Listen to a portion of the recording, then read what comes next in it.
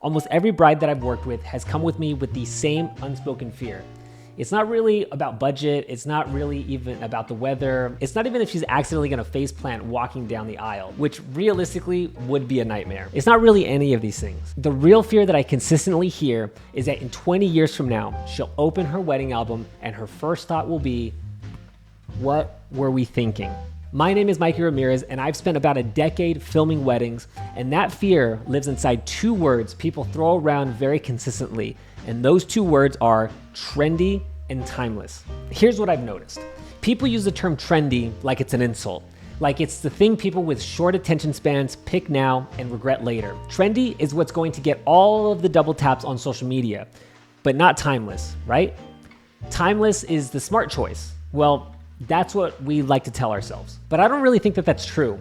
In fact, some of the most timeless things that you can imagine actually started as a trend. Take the white wedding dress, for example. Before 1840, brides just wore their best dress in whatever color that they owned. Then Queen Victoria got married in white.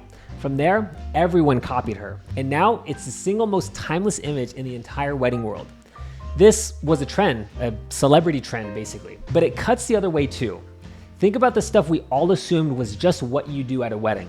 The garter toss, the bouquet toss, the dollar dance, even the shoe game, which most of us probably haven't heard of in years. But I'm filming fewer and fewer of these every single year. They felt permanent, but turns out they were trends too. They just kind of lasted a little bit longer than we all expected. So the question really is, what's taking their place? Is it more random traditions they found on an AI-produced website? Or maybe it's a blog that said you must have these things at your wedding, or you might as well just call it a selfish party. What I've seen taking the place of traditional weddings is a perspective of your own. Lots of couples, they're not exactly leaving the original traditions behind. It's more like they're using a traditional wedding as their own structure, but implementing their own flavor to it. Take this one, for example. I filmed a couple last year who did a full salsa performance for their first dance. It was 3 songs, back-to-back, flips, swings, all of the cartwheels, all of the fun, exciting things. You could tell that they really rehearsed this to a T. So they took the idea of the first dance and made their own interpretation into something that genuinely felt more true to who they are. They're high performance people with lots of energy and a lot of good dance moves. To them, I can tell that settling for a traditional dance probably just would feel really boring and it just really wouldn't feel right. But these are the kinds of things that I'm seeing a lot more of at most of my weddings. Couples that are bringing in things that were never standard wedding, but are deeply traditional to their culture, their family, and their stories. And that's one thing that makes you realize that the question was never really about trendy versus timeless. It's whether the thing that you're doing is something you believe in and that it actually belongs to you, or whether you're just doing it because that's what you saw at another wedding.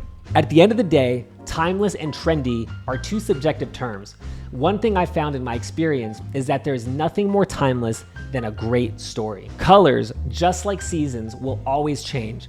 People have different ideas of what these two words mean. There's someone out there who still dresses like it's the 80s and can never be bothered about what other people think. Others dress like it's the 50s, but you know what all of these people have in common? They're telling their own story.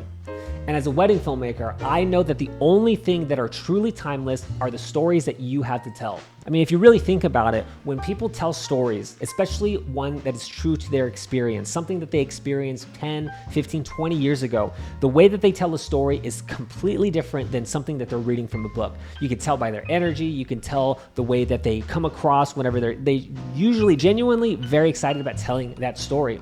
That is so much more different than reading a blog out loud or repeating something that you read in a book or in an article. The way somebody tells a story is so much more meaningful. And it's the same way as when you have your own wedding and you express the cultures that you have or the things that are important to you in your own sort of way.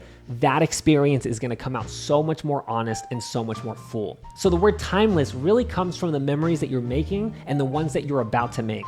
Memories that you'll carry forever.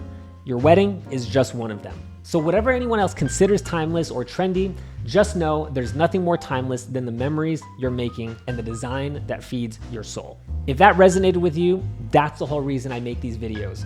My name's Mikey and I get to tell wedding stories for a living.